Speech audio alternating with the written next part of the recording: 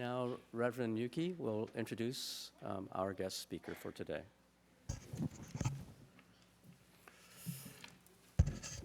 Good morning, everyone. Welcome to today's Hanamatsuri service. Today, we have a guest speaker from University of Oregon, Professor Mark Unno, or Reverend Dr. Mark Unno. You know, my father became Rinban of Kanazawa Vetsuin in 1988.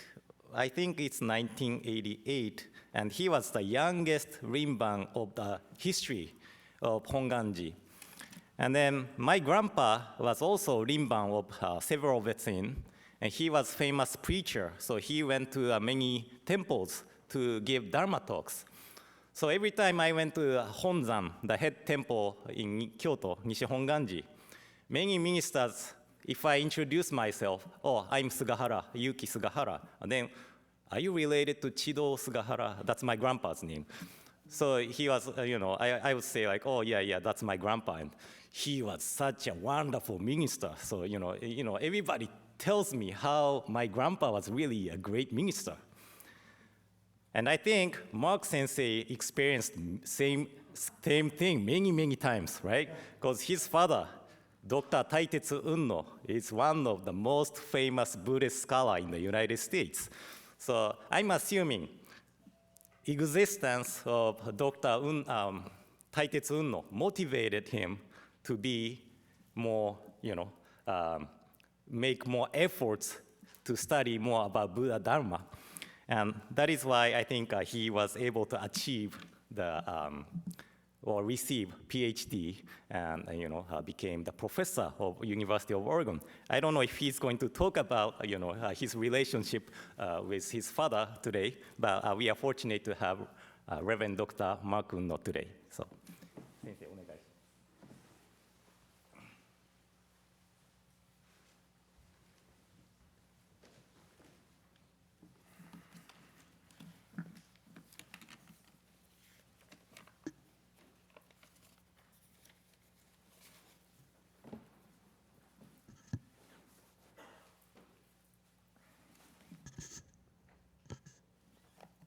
Good morning, everyone.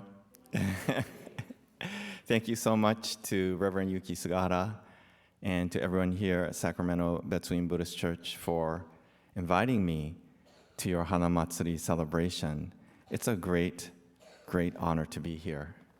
And thank you, Yuki Sensei, for mentioning my father, who's in my heart, and who was very fortunate to be invited to speak here on several occasions. And of course, not just my father, but in some ways even more so, my uncle Tetsuo Unno. Yeah, I know he's been here to speak many times. So I know I have big shoes to fill. We'll see. All right. So I have to find my notes here. Oh, here we go. All right. So we're celebrating the Buddha's birthday. And of course, the Buddha was born roughly 2,500 years ago. Yeah. But the significance of the Buddha's birthday is not the fact that we could look this fact up in an encyclopedia or in some history book and learn that there was some guy in India who was born 2,500 years ago. Yeah. What's most important about understanding the significance of Hanamatsuri, the celebration of the Buddha's birthday, is that the Buddha is not just a person, a great teacher who lived in the ancient past in a faraway land, but lives in our hearts, is born in our hearts. Yeah. And so when we celebrate by bathing the baby Buddha, bowing to baby Buddha, we are celebrating the birth of the Buddha within each and every one of our hearts. And what do we learn?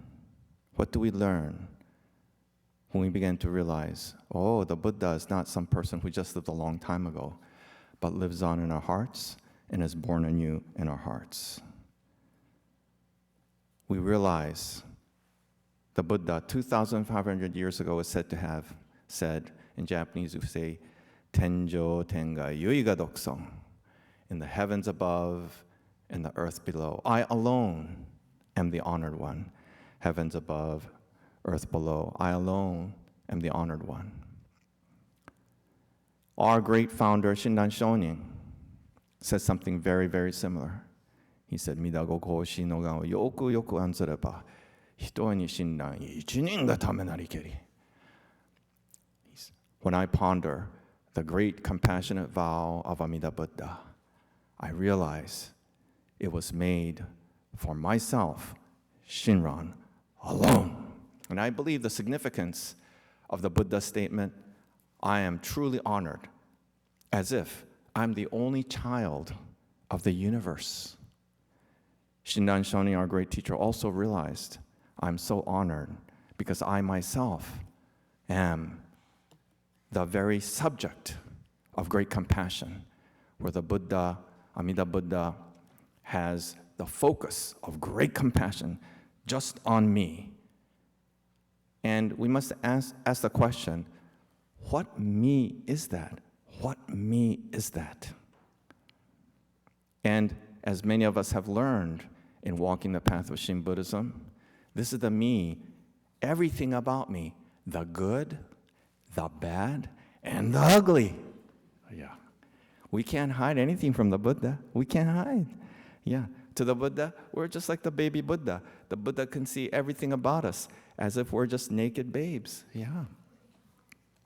So this reminds me of one of my favorite poems by the great, beloved Japanese poet, Ryokan, who wrote this great poem many of you have heard, Ura o mise, omote o misete chiru momiji. Ura o mise, omote o misete chiru momiji. I think Ryokan was probably out in his yard, in a small village, cleaning up the yard, raking the leaves. And I don't know what it was about that particular autumn day, but he saw the rays of the sun glinting through the falling maple leaves. And in that moment, his heart was struck by the beauty of the maple leaf. And he wrote this poem, showing front, showing back, the falling maple leaf, showing front, showing back, the falling maple leaf. Yeah. You know, I used to press leaves. My parents taught me to press leaves in books, beautiful colors of red, orange, and yellow. And inevitably, I always put them face up, the beautiful side. But does a maple leaf think it has a beautiful side and an ugly side? I don't think so. Okay? For maple leaf, it's free to show front and back. Without the strong splines on the back, it doesn't have the proper shape of a maple leaf. So the beauty of the front is inseparable from the strength of the back. Yeah. But Ryokan himself, even though he had been a Buddhist for many, many years, still, he always wanted to put his best foot forward, have others see his good side only. And so, even the maple leaf can be the Buddha who teaches us that just as we are, just as you are, the call of compassion arises from deep within, saying, come as you are. I don't want the one that's only wearing makeup. I don't want the one that's always trying to look good. I love all of you. Yeah. Great compassion embraces exactly who we are so that we can be truly honest with ourselves, truly illuminated by the power of great compassion, and truly free. So I want to read you the story that I read in a journal called The Sun. And it was submitted, this was a letter to the editor submitted by a man named Thomas Yangel. And he had been married for many years, but he got divorced. And so for a while, he was very lonely. But then he met someone, and this is about his meeting with a new person. Her name is Anne, and he writes, Anne made it a rule in our relationship that I always be honest with her. She said, Don't lie to me because you think the truth will hurt me. Let me feel sad or angry. I'll get over it. In my 20-year previous marriage, I'd always been afraid of giving my spouse bad news. She'd follow the ancient saying, kill the messenger. So it was refreshing to think that I could be totally honest with a woman.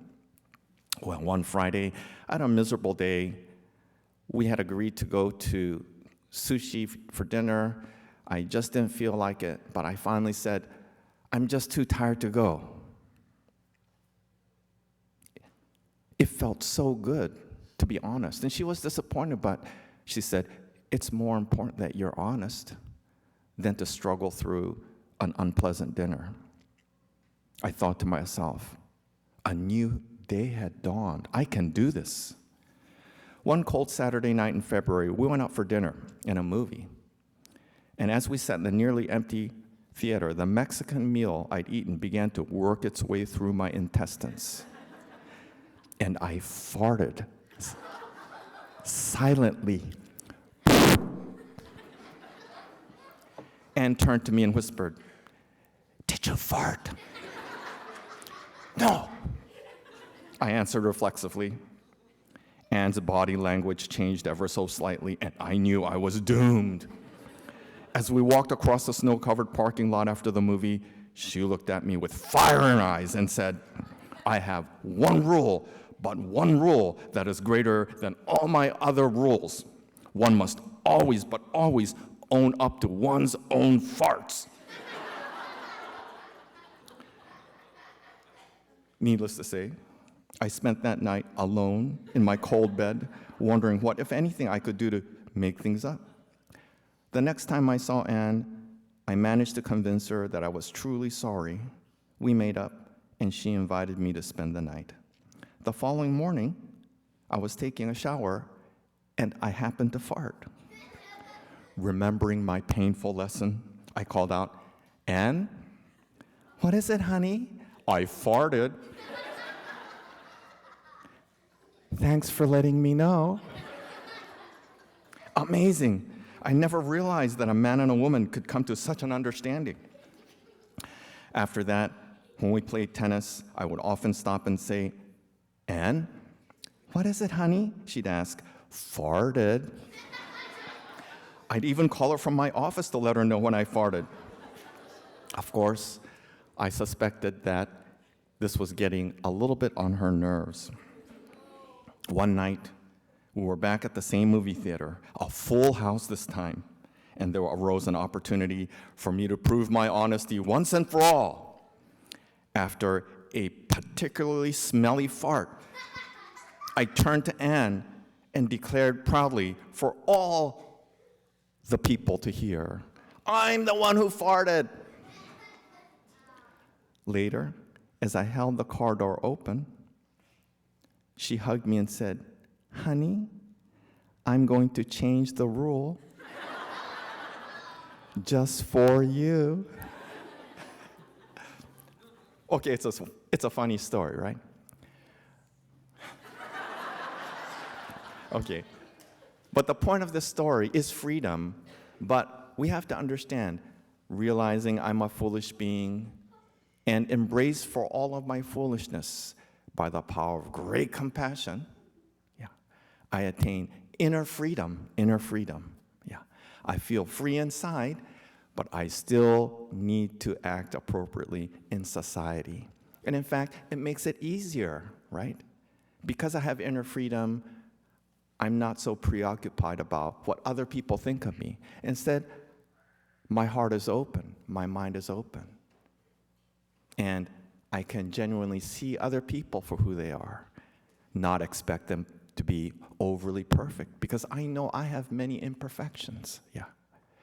Be more open, friendlier, loving, more compassionate. Okay? One last story here.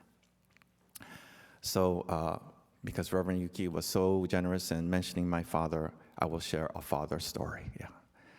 So, as Reverend Yuki mentioned, my father was a pioneer as a professor of Buddhism and as a native English-speaking Shin Buddhist minister. And he gained recognition for many of his accomplishments. And he was proud, and I was proud of him as his son. In 2007, he and my mother left their home of 35 years in Northampton, Massachusetts, to be with us in Eugene, Oregon.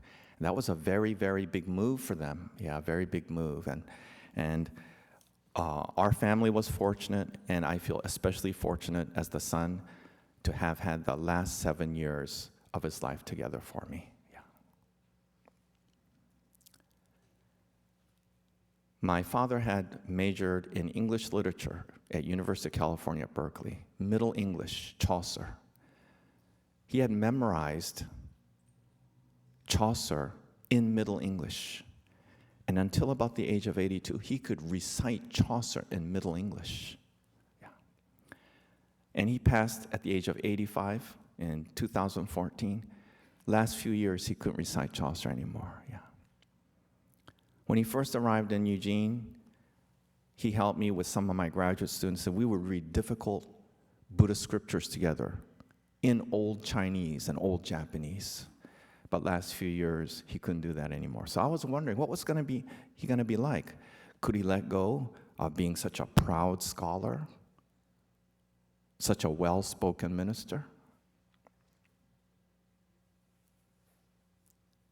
And I was very fortunate to see he was able to let go.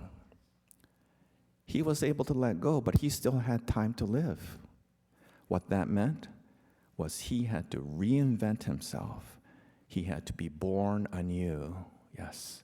Just like year to year, month to month, week to week, hour to hour, the Buddha is born anew within our hearts. So when my parents moved, we used to have monthly Dharma gatherings, just the four of us, my parents, my wife Megumi, and myself. And then we started inviting just a few friends. So we would have maybe 12, 15 people. We would have service. And I would lead the service.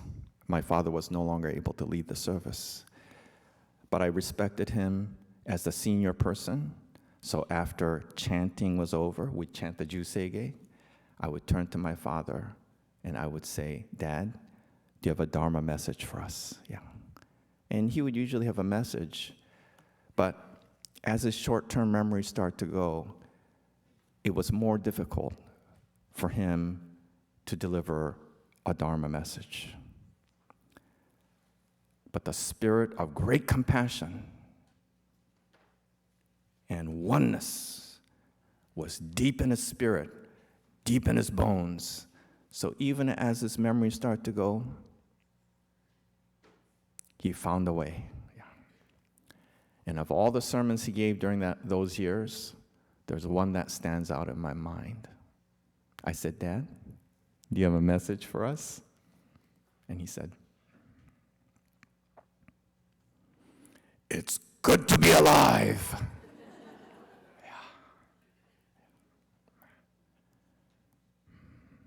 There's a Zen saying, "Nichi nichi kore koujitsu nari." Every day is a good day. Why? Because I'm given life. I'm given this moment never to be again, this unrepeatable moment, the gift of great compassion. He had become frail physically. He could no longer be the great scholar. He couldn't recite Chaucer anymore. It didn't matter because he could feel the power of the vow.